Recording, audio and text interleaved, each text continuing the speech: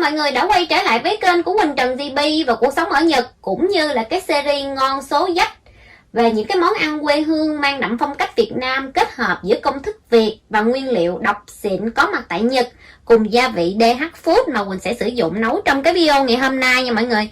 Và trên bàn của Quỳnh đây là một cái thùng hải sản mà Quỳnh mới đặt mua ở trên web được. Bây giờ Quỳnh sẽ mở ra bên trong cho mọi người xem nha. Đó, phía bên trong nha mọi người. Đây, ở đây thì là mấy cái bịch đá người ta bỏ cho nó lạnh mọi người.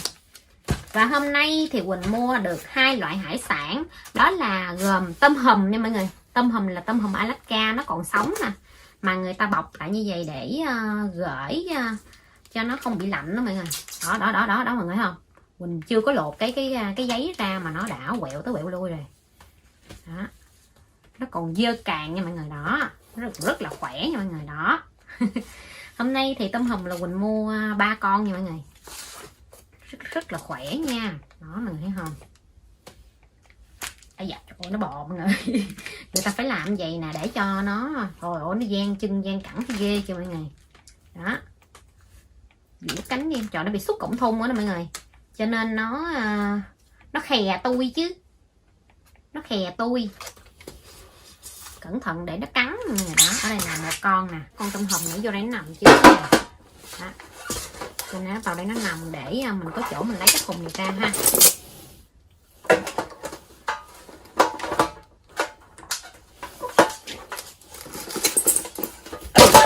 Rồi làm hết hồn mày. Làm mà Quỳnh hết hồn mày. Đó. Sẽ để Bạch Tuộc nó 1 cân nha. Rồi nó siêu to khổng lồ mọi người. Nó nặng nha. Cái cân này của Quỳnh cân được 5 kg. Bạch Tuộc hôm nay Quỳnh mua rất là siêu to khổng lồ luôn. Con này là được hơn là 4 kg chút xíu đó mọi người. Thì Bạch Tuộc Quỳnh sẽ đem là nướng muối ớt. Tôm thì Quỳnh sẽ đem nấu một nồi lẩu chua cay. Vì với Quỳnh thì không có gì tuyệt vời và gắn kết mọi người ngồi lại cùng nhau nhâm nhi bên nồi lẩu hấp dẫn vào ngày mưa như thế này. Bây giờ thì mình sẽ đi sơ chế cái bạch tuộc này với lại tôm nha mọi người. Cái bạch tuộc ra nha mọi người. Ôi nó bự dễ sợ chưa. Hôm nay thì Quỳnh mới mua thử lần đầu tiên cái con bạch tuộc siêu to như thế này đó. Đó. Cho nước trước cho nó sạch sẽ một chút. Mình sẽ dở thử cho mọi người xem nha. Đây. Đây. Trời ơi. Nó chỉ có 4 kg thôi đó mọi người, mà gì nè. Con này là nặng 4 kg mà khiếp chưa mọi người. Sẽ móc hết 3 cái nội tạng của nó ra trước nha. Bỏ cái cọng gân này đi. Cắt phần gân này. Moi cái phần trong đây ra. Đó. Nội tạng của bạch tuộc. Đây là phần nội tạng của nó nè. Mình sẽ cắt bỏ hết toàn bộ luôn nha. Trứng bạch tuộc nè mọi người. Cái phần này giữ lại ăn nha. Mình sẽ bỏ đi toàn bộ cái phần nội tạng này. Trứng ở đây á thì mình sẽ giữ lại nha. Một ít muối mình cho vào bên trong cái phần mình của bạch tuộc trước. Mình sẽ chà sạch cái phần này. Trước giờ hôm nay thì Quỳnh làm cái con bạch tuộc của mọi người. Quỳnh mới là lần đầu tiên Quỳnh thấy cái trứng bạch tuộc đó nha. Chứ mấy đợt trước khi mà Quỳnh làm mấy cái con nhỏ nhỏ thì không thấy. Hôm nay mới thấy được cái trứng bạch tuộc lần đầu tiên.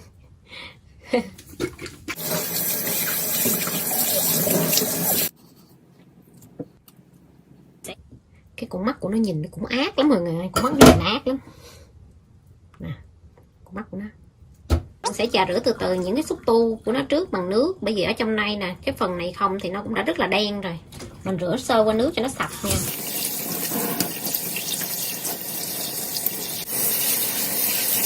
Sau khi mà Quỳnh rửa mấy cái chân được sạch sẽ, bây giờ Quỳnh phải bắt đầu cho muối vô. Quỳnh chà bóp cho nó ra hết chất nhớt ở trên mình của bạch tuộc và cũng như là những cái chân nha mọi người.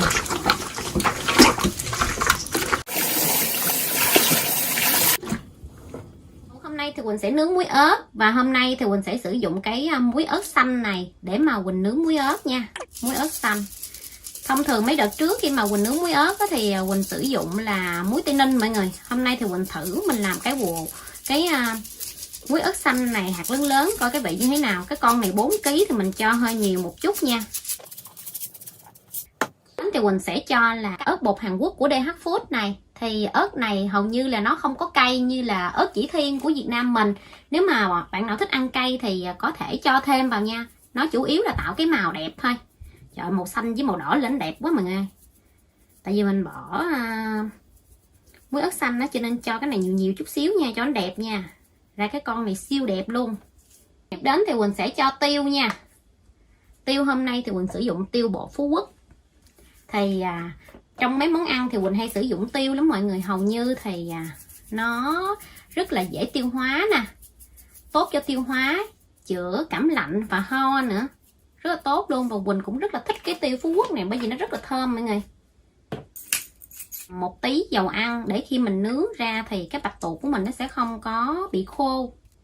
Mật ong, Quỳnh không bỏ đường vào món này để gì là mình nướng nó sẽ bị cháy á. Bỏ mật ong lên cho cái vị nó vừa nha mọi người. Mình sẽ cho bột nêm lên. Rồi tiếp đến mình sẽ cho là tỏi, hành và ớt vào thêm nữa luôn cho nó thơm. Rồi Quỳnh sẽ trộn toàn bộ cái phần bạch tuộc này cho nó thấm gia vị. Quỳnh sẽ để cái thau này Quỳnh ướp khoảng 1 tiếng nha mọi người, cho thấm hết tất cả gia vị nha. Sẽ làm nóng lò nướng trước ở 200 độ trong vòng 15 phút. Rồi giờ Quỳnh sẽ cho cái khay nào vào Quỳnh nướng. Trước ở 200 độ trong vòng 40 phút đầu tiên nha mọi người. Sau đó thì Quỳnh sẽ trở mặt Quỳnh nướng thêm một lần nữa. Sẽ nướng tiếp ở 200 độ 40 phút nữa. Vào nồi là một ít dầu. Đầu tiên thì Quỳnh sẽ cho lá chanh và lá trúc vào luôn.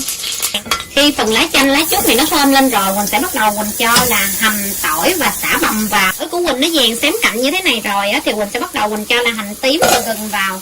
Thế là xả cắt xéo và xả đập dập luôn. Chua và thơm vào.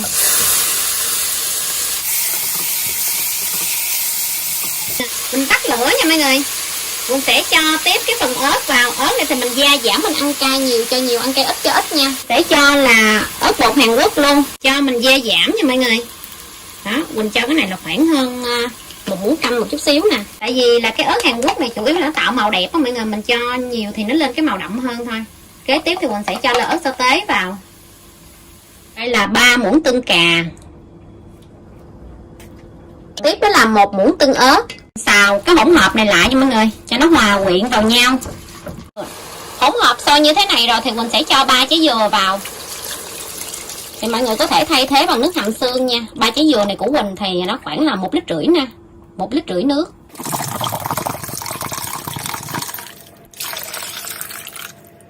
Quỳnh sẽ cho vào đây là gạch cua hũ mà Quỳnh mua nha mọi người. Quỳnh cho vào đây là 1 muỗng.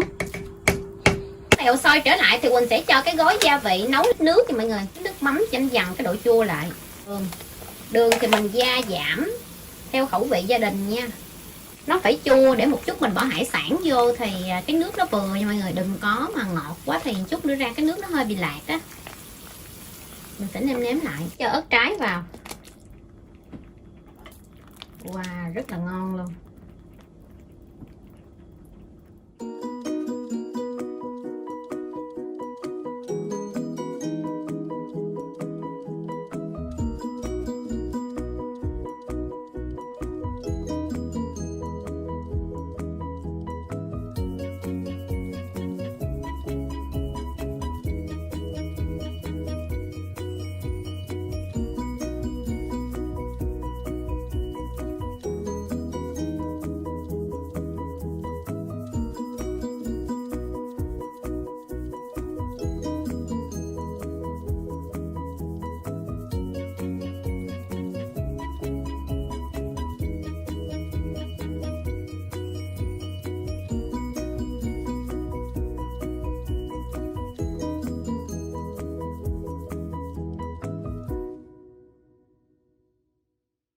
Xin chào cô chú, xin chào các bạn, xin chào. Thì cái món ngày hôm nay Quỳnh cũng đã chuẩn bị xong hết rồi mọi người. Bây giờ mời mọi người ăn chung với Quỳnh nha. Nước lẩu sôi lắm rồi mọi người. Bây giờ mình sẽ cho tôm vào trước nha. Lên mình ăn gì mình mới cho tôm vào nó mới ngon nha mọi người. Không biết là một nồi này vô được bao nhiêu con tôm. Quỳnh thấy vô một con là nó muốn hết nồi đó mọi người. Vô một con là muốn hết nồi đó. Nên mình trụng. Cái này giống như là mình bỏ vô mình trụng á mọi người. 2 con mới vô nổi cái dừa cái nồi không. Trời ơi nó không dừa mà. Không dừa luôn á. Nè, nó trồi lên trên. Ở hai con nếu mà mình nhét cỡ vậy nha mọi người. 지금은 나이와 아치. Chưa vừa. Hai con nếu mà Quỳnh nhét cỡ vậy thì nó vừa nha. Rồi. 따블고니. Bây giờ thì mình sẽ đậy nắp lại, đậy vậy thì vừa. Trong thời gian mà mình chờ cái nồi lẩu nó chín mọi người.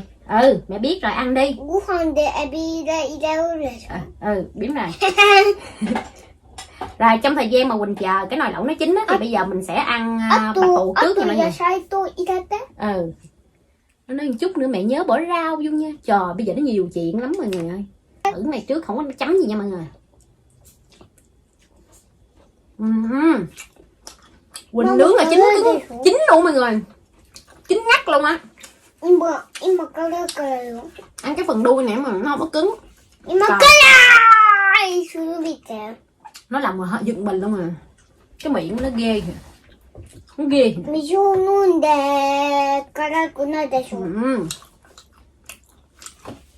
Cái phần rìa này mà nó không có dài.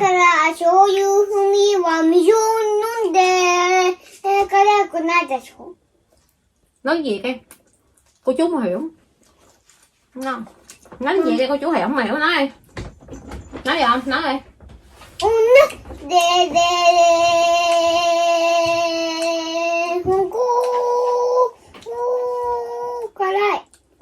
Uống nước không có cay.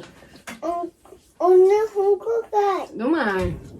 Nó nói á, là Quỳnh ăn á, bạch tuộc á mọi người là cay á, cho nên là phải uống nước để cho nó không có cay. Quỳnh ướp không hề mặn nha mọi người. Rồi ha. Trời ơi. Hôm nay Quỳnh mới thấy Quỳnh nướng con này nó không hề. Nó không hề dai mà. Rất là vừa ăn. Rất là vừa ăn.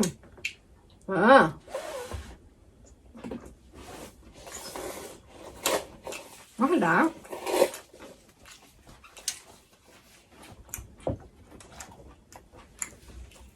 Rất là vừa ăn. Hôm nay Quỳnh ăn là mỗi thứ một ít nha mọi người, chứ mà ăn không hết cái mâm này. Lâu lâu mình làm một bữa mình ăn cho nó đã. Với lại mọi người đoán thử hôm nay Quỳnh làm cái mâm này hết bao nhiêu tiền. Thật ra thì cũng không có mắc mọi người ơi. Quỳnh mua 3 con tôm với lại con bạch tuộc siêu to khổng lồ này á là 4 kg nha mọi người. Quỳnh trả luôn phí ship luôn là 2 cent nữa, là tổng cộng là 1,8 là 3,6 triệu tiền Việt Nam cho là con tôm với con mực, với lại con bạch tuộc hôm nay Quỳnh mua là 3,8 triệu nha mọi người. Là nguyên cái mâm này tao nói ăn chắc 10 người. Cái con bạch tuộc này bự mọi người, ăn chắc tới 10 người à. Tại vì nó rẻ mọi người cho nên Quỳnh mua mình ăn thử coi cái loại lớn như thế này thì nó như thế nào, nhưng mà nó cũng mềm à. Đợt này Quỳnh nhai nó không hề dai mấy đợt trước nha. Mấy đợt trước Quỳnh mua ngoài chợ cá thì mấy cái loại đó đã được trụng rồi, nó đỏ mà về mình nướng lên nữa đó cái nó chín 2 lần, cái nó cứng ngắt nó dai mà giờ ngon ghê. Nước bắt đầu sôi lại.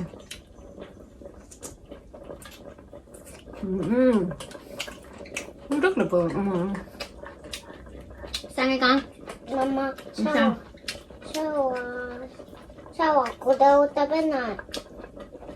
Sao ăn sao bỏ vô cái máng cho mẹ hả? Mama 일어나요. Cái gì là cái nồi nó nhỏ đó mọi người, mình phải dỡ nó ra để mà Quỳnh trộn một lần nữa nha.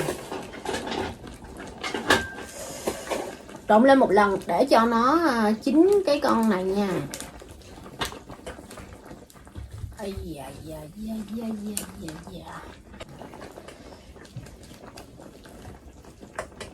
Lại ý hôm nay trời mưa á mọi người, mà ở bên Việt Nam mà đi nhậu là sướng nha mọi người. Hồi xưa khi mà còn trẻ á, khi mà Quỳnh ở Việt Nam á, đi ăn uống chung với mấy đứa bạn mà cũng bằng trạc tuổi như Quỳnh mọi người, lúc nào cũng đi vô quán nhậu để gọi mấy cái món này ăn, như là bạch tuộc nướng, mực nướng, ốc. Thật chất đi vô quán nhậu nhưng mà thật chất là uống nước ngọt mọi người. Uống nước ngọt cái kêu trà đá là chính nha mọi người. Bởi vì những cái quán đó nó hầu như á là nó làm mấy cái món này ngon mà nó bán lề đường bán ngon. Bởi vậy người ta mới có câu trăm năm kiều vẫn là kiều, uống rượu say cũng là điều tất nhiên, say rồi cũng giống thằng điên, thế nhưng ai cũng muốn điên dài dài.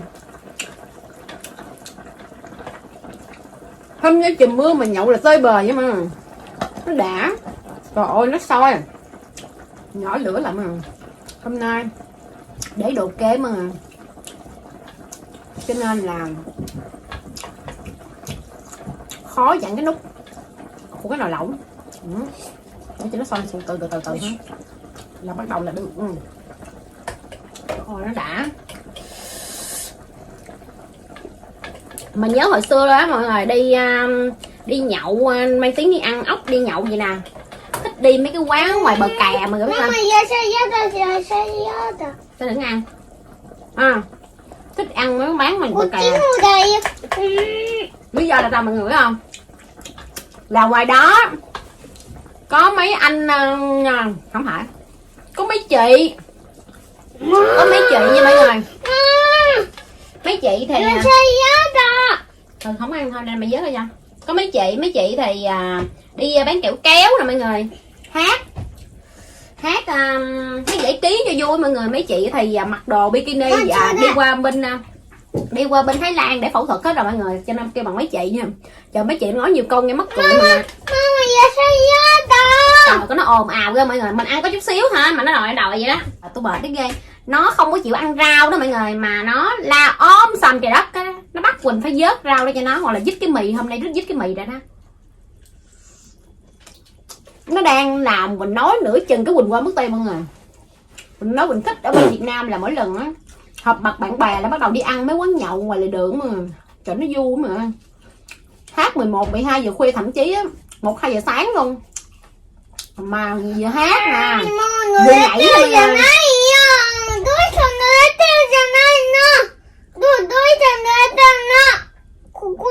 Có nó ồn nữa mà vừa múa lửa nữa. Trời cái thằng này nó ồn ghê. Cái tay con nó dơ, con chùi cái tay trước đi. Con nó mệt quá, con la sòm, con làm từ từ thôi mẹ làm cho. Cái tính nết của nó dữ nha mọi người, nó dữ lắm. Hôm qua cô chú coi video cho cô chú, video cột tóc cây dừa đó cô chú. Đó, cột tóc cây dừa đúng không? Trời đất ơi. Trời ơi, nó kêu Onarashita mama rồi mọi người. Nó kêu là mama ơi con địch rồi. Thằng ấy vô viên túi dễ sợ mọi người, chưa từng thấy luôn á. Bó tay nó giống y chang cha. Trời đất quỷ thần ơi, ghê quá à. Ớn luôn. Sao mới đậu được mọi người. Mama. Sao? Đưa tay đó nó rối như con mối.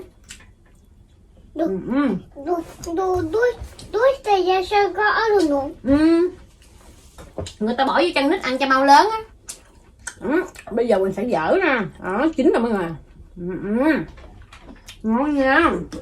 Quỳnh sẽ cho vào bên trong đây là một tí xíu tiêu nha. Đó. Tiêu này thì cái hũ này á mọi người nó rất là tiện luôn, là nó có cái cối xay ở trên nè, mình ăn tới đâu cái mình cho vào chút xíu vậy nè, nó rất là thơm. Quỳnh thích cái loại này lắm, nó là tiêu Phú Quốc nha mọi người. Mỗi lần mà Quỳnh ra ngoài Phú Quốc là Quỳnh hay đều mua hết trơn á, mà bây giờ mấy cái sản phẩm này ở bên Nhật nó có bán, nó tiện lắm luôn. Quỳnh mua sẵn bên đây Quỳnh xài luôn mọi người. Trời ơi, nó tràn tô luôn mọi người. Nhưng mà giờ mình để vậy để cho nó nguội bớt nha. Nó sẽ ăn giỏi vậy mẹ thương không? Sao đừng có la nữa. Sao lớn rồi mẹ nói sao phải biết nghe phải không? Mẹ mới thương. Đúng không? Đúng sao? Đúng rồi. Em bé là phải giỏi, mẹ mới yêu, mẹ mới thương. Hôm nay á, là Quỳnh không có mua được bắp chuối, Quỳnh bỏ cái mầm gừng nha mọi người. Thì ở trong cái món này thì mình cũng bỏ gừng vô mình nấu cho nó thơm á. Cho nên hôm nay Quỳnh ăn là cái mầm gừng, hay còn gọi là cái mầm gừng. Hay còn gọi là cái mầm gừng nhưng mọi người bỏ vô nó thơm ăn ngon mọi người. Mọi người mua thử làm thử để bảo đảm mọi người là ăn ghiền luôn á. Đó mình nhúng ra mình ăn từ từ nha. Trời ơi ngon quá đi. Rồi sang AB mẹ bẻ AB cho sang nha. Ok. Ok. Còn nóng lắm mọi người, còn nóng. để một chút xíu nữa cho nó nguội bớt nha. Mình sẽ ăn tới cái món bên đây. Rồi nãy giờ ăn nào cũng được 2 rau rồi đó mọi người, chứ không phải ít đâu nè. 2 rau nè, cắt tới cái rau này là rau thứ 2 nè, rau bên này là rau thứ nhất nè. Công nhận ăn hết 2 rau rồi đó.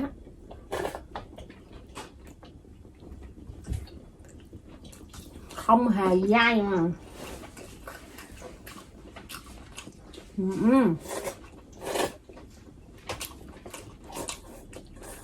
Quá sao đã. Sao giỏi nha.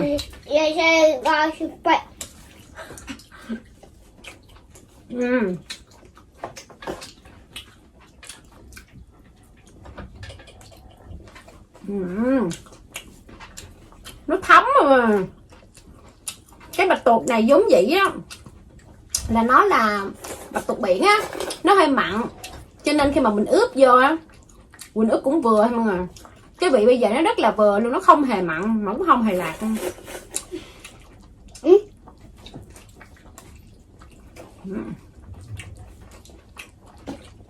Ăn từ từ thôi, đừng đổ ha. Quỳnh làm gì mọi người biết làm gì không? Rồi Quỳnh dặn cái nồi á, đây có cái lỗ, Quỳnh kế đây cao lên cho mọi người dễ thấy không? Chứ mà không kê lên á là mọi người không thấy gì hết trơn.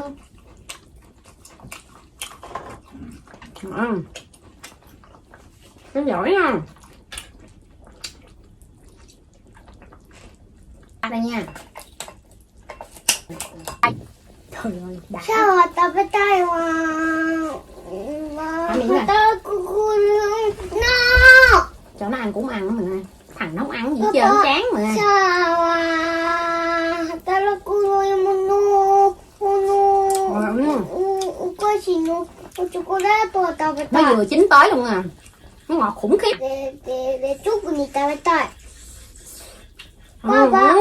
Chúc nóng quá. Đi đi. Mama, nó gửi đến. Nó đòi đi ngủ, Quỳnh ôm nó mọi người, để Quỳnh cho nó xuống nha mọi người. Buồn ngủ nó gây dữ lắm mọi người ơi.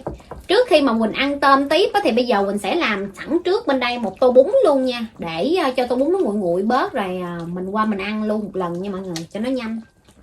Chứ một chút ăn vừa thổi nó rất là lâu. Quỳnh cho một chút xíu bún thôi, với lại rau hồi nãy giờ Quỳnh để á, cái nó cũng mềm hết trơn mọi người. Trời ơi ngon quá mọi người. Cái nước súp bây giờ mình nghĩ cho nó ra rất là đậm đà luôn. Các bạn nói thì cái điện thoại Quỳnh quay rất là tốt á, cho nên là ở ngoài á, ve đồ nó kia còn nghe hết nữa. Hôm nay là Quỳnh không có gắn micro gì mọi người, không gắn micro mà nó còn lớn đến mức độ vậy đó, gắn micro nó còn lớn dữ nữa đó. Ăn tiếp cái con tôm hồi nãy nha. Rồi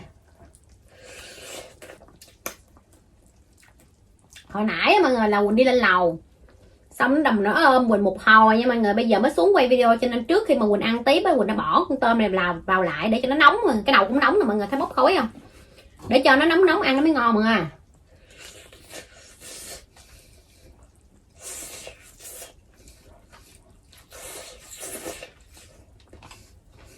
Có con nhỏ vậy mà một bữa ăn á có thể là mình sẽ bị gián đoạn 1 đến 2 lần là chuyện bình thường mà.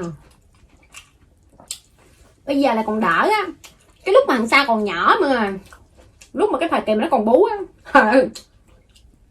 cái lúc mà nó đói nó gây với mọi người, là cái lúc đó làm gì với đó cũng được mọi người, lúc đó phải để cho nó bú thôi. Cái nết của nó rất là dữ mà nó dữ từ nhỏ à. Nó đói là bắt đầu nó la, nó buồn ngủ là nó gây.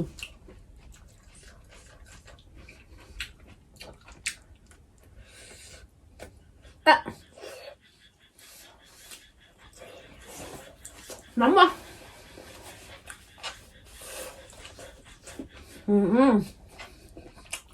Tôm Alaska nó ngọt khủng khiếp mà.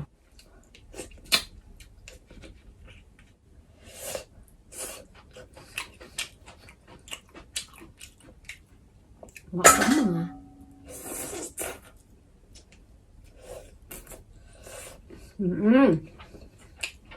Ngọt lắm rồi.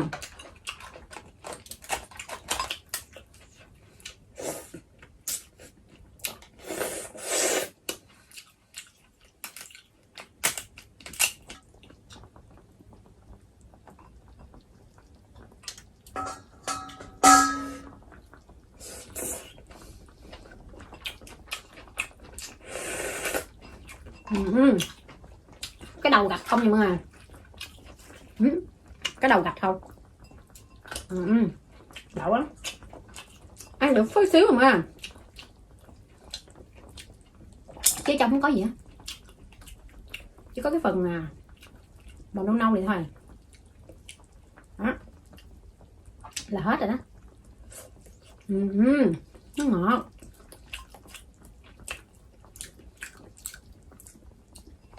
Ngon ghê. Hết mà. Con này ra nha. Bây giờ nó nguội bớt rồi đó.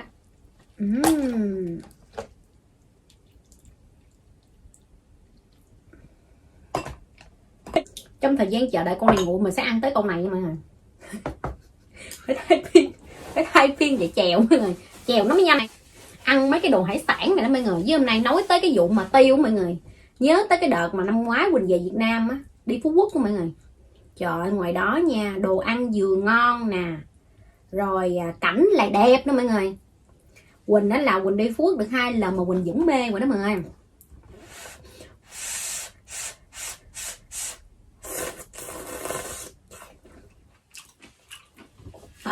Ở đó là biển đảo mọi người, mà biển nó sạch lắm mọi người.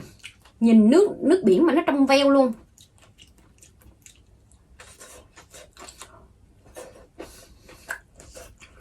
Bởi vậy nó mới được mệnh danh là thiên đường Phú Quốc vậy đó.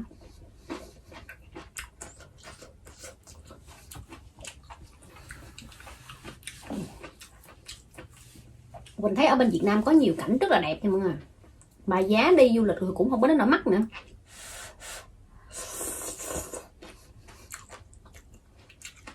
Bây giờ Quỳnh nói thiệt á, chú Quỳnh thèm đi lắm mà. Bây giờ ở Việt Nam thì nó ổn ha. Mình muốn đi đâu du lịch cũng được. Còn giờ ở Nhật đi đâu mọi người phải suy nghĩ. Sợ mà.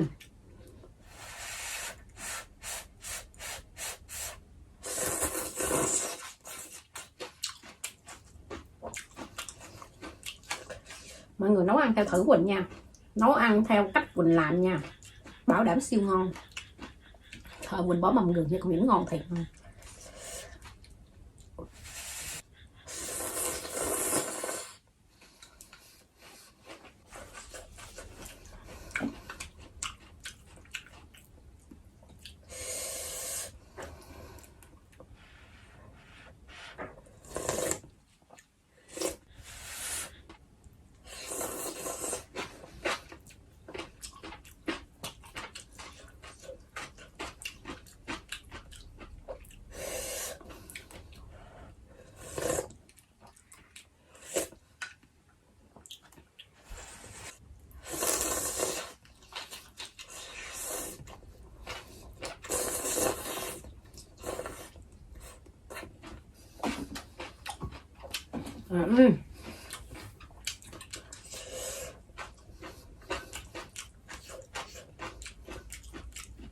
Nóng quá.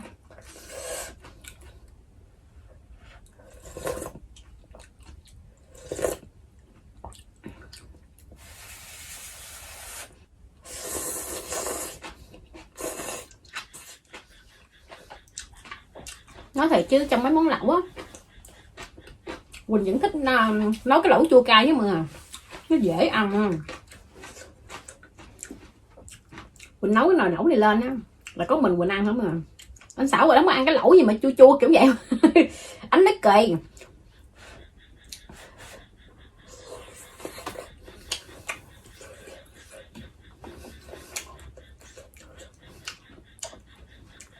Không có nấm rơm mà. Bỏ đỡ nấm hải sản ăn cho đỡ thèm. Chứ thực chất thì nấm rơm bỏ vô vẫn ngon thôi mọi người.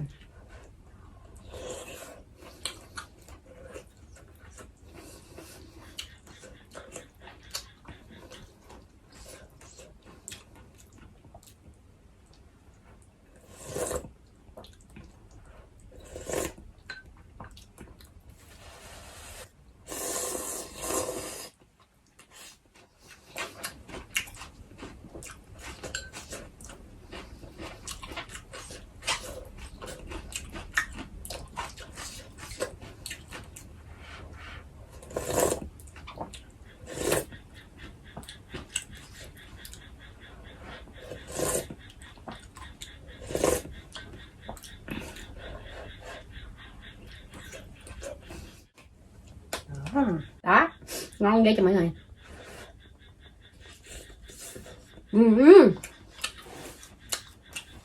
Nó ngọt, bốc khói luôn.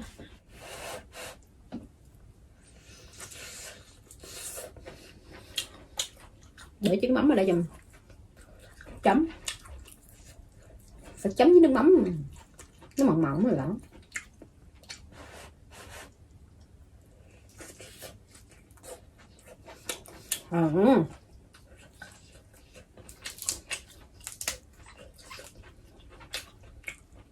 Nó ngọt khủng khiếp mà.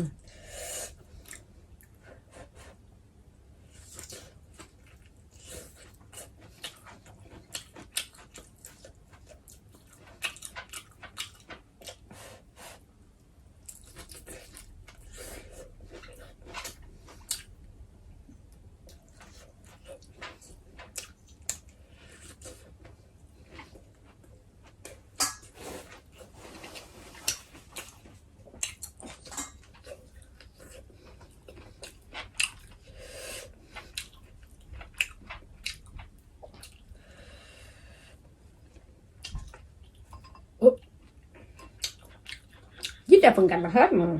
Không còn nữa. Béo dễ sợ.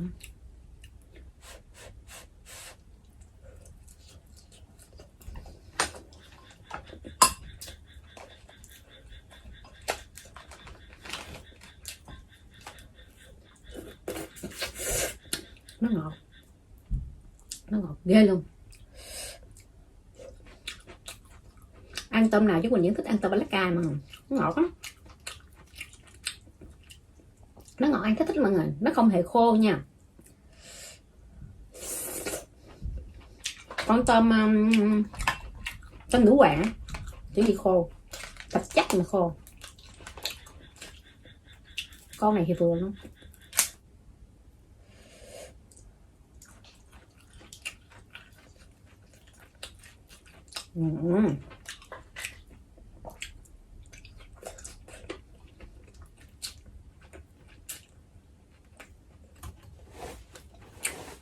Quá ngon, quá lạ nè. Quỳnh sẽ cho cái chén lên đây nha. Quỳnh sẽ ăn chén miệng một chút xíu là kiwi với lại là muối ớt xanh. Muối ớt xanh nha mọi người. Siêu ngon. Trời ơi, ăn cái này giải khát nha mọi người. Thường thường chấm với lại muối tây ninh, hôm nay mình chấm với muối ớt xanh có như thế nào.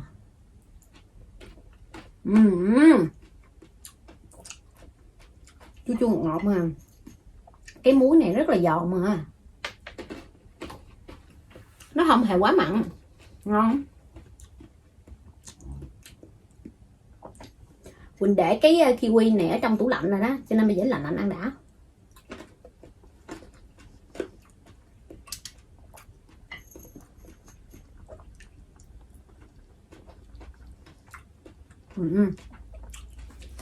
Tắt cái nồi lẩu đi quên.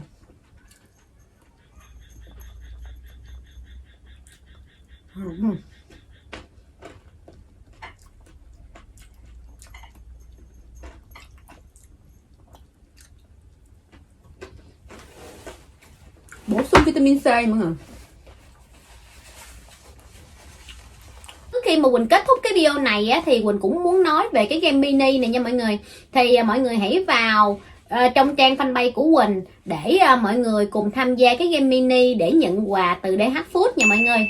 Thì cái video của Quỳnh đến đây cũng là sẽ kết thúc rồi. Quỳnh cảm ơn tất cả mọi người đã theo dõi hết cái video của Quỳnh. Nếu mọi người yêu thích cái kênh của Quỳnh, mọi người hãy bấm đăng ký, like, share ủng hộ kênh giúp Quỳnh nha. Quỳnh hẹn gặp lại mọi người ở video vào ngày mai. Bye bye.